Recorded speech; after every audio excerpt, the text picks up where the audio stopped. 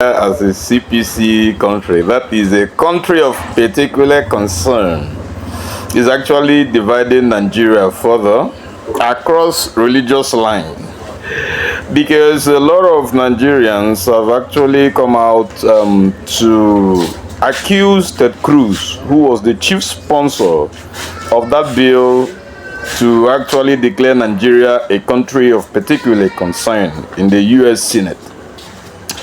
Today, a lot of people are saying that IPOB lobbyists are trying to destroy or destabilize Nigeria by actually paying some whooping sum to lobby Ted Cruz into using religious divide to actually bring further division of Nigeria across ethnic and religious lines. Well, it is unsurprising because the Igbo people have actually been a group of people who takes the brunt. When the chips are down, they become a tool for settlement of ethnic and religious wars. I believe, and you know, that it was not the Igbo man who made the call in the north when Christians were being massacred. It was neither an Igbo man who went and destroyed the means of livelihood of Nigerians in the north. All right? But especially, I think our Yoruba friends and brethren and brothers are the one actually spewing this rubbish. If you have anybody you have to blame yourself.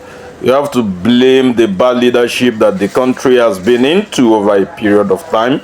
You have to fight yourself for the lackadaisical attitude you've developed over time towards the ongoings in the north and some other parts of Nigeria. Well, in the video you will watch now, you will see Ted Cruz actually thanking the US President Donald Trump for his swift action, and then the description of Nigeria as a CP, or the designation of Nigeria as a CPC country, that is a country of particular concern. So this weekend, President Trump designated Nigeria as a country of particular concern. That is tremendous news. It's something that I've been advocating for a long time. There is no country on earth where Christians are more persecuted than Nigeria. Since 2009, more than 50,000 Christians have been murdered by Boko Haram and radical Islamic extremists. More than 20,000 churches and schools have been burned to the ground. I introduced legislation to direct the administration to designate Nigeria as a country of particular concern. President Trump has done that. Thank you, President Trump. We're going to keep the fight going to protect Christians and to protect religious liberty. All right.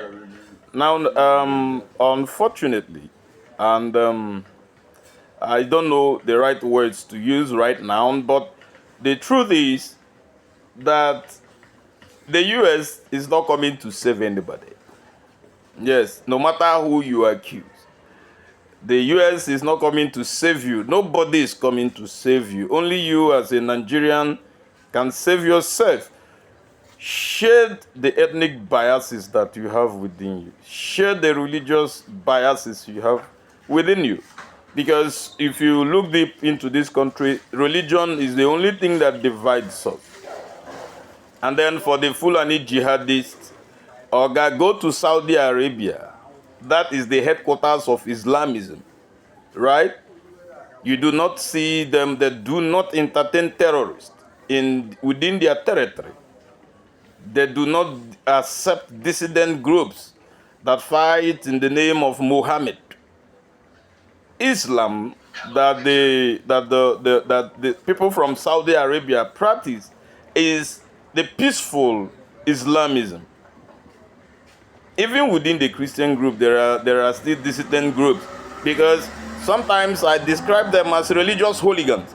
There are religious hooligans even within Christianity, because so long as you come out every day and then you tell someone else who is not a Christian that they are a lawsuit, you are a hooligan yourself, and then you have the tendency to become radicalized yourself.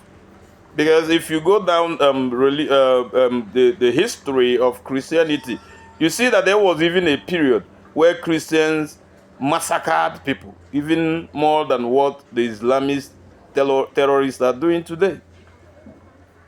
All right? Now, my problem or my challenge is using the Igbo people to settle scores. The question you should be asking, China came out in support of the Nigerian government. The US came out in support of the Nigerian citizenry. I believe this might be a Greek gift. Yes, quote me. It might be a Greek gift. What is the particular interest of the United States? What is the particular interest of China in supporting the Nigerian government? It is only those who have discerning mind and those who think deeply that will reason, that will rationalize, rather than celebrate a premature victory.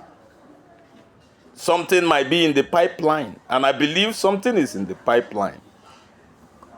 Before 2027, you will find out what those particular interest is, and not all the media rhetorics and the media display.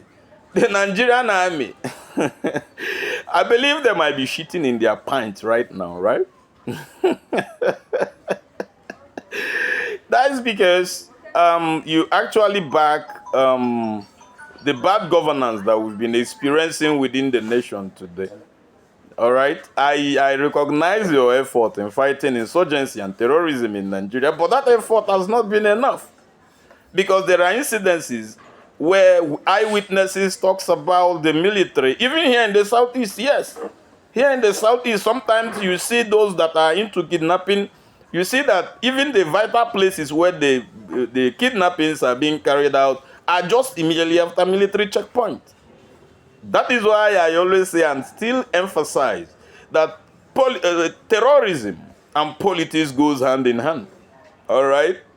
Now, because if you are mean, if you are serious towards stopping insurgency, terrorism, and criminality within the nation, within 24 hours or within highest a week, all the terrorist hideouts will be wiped out from the surface of the earth. But you leave them to wallow, you leave them to operate. Someone is gaining. And who are those people gaining?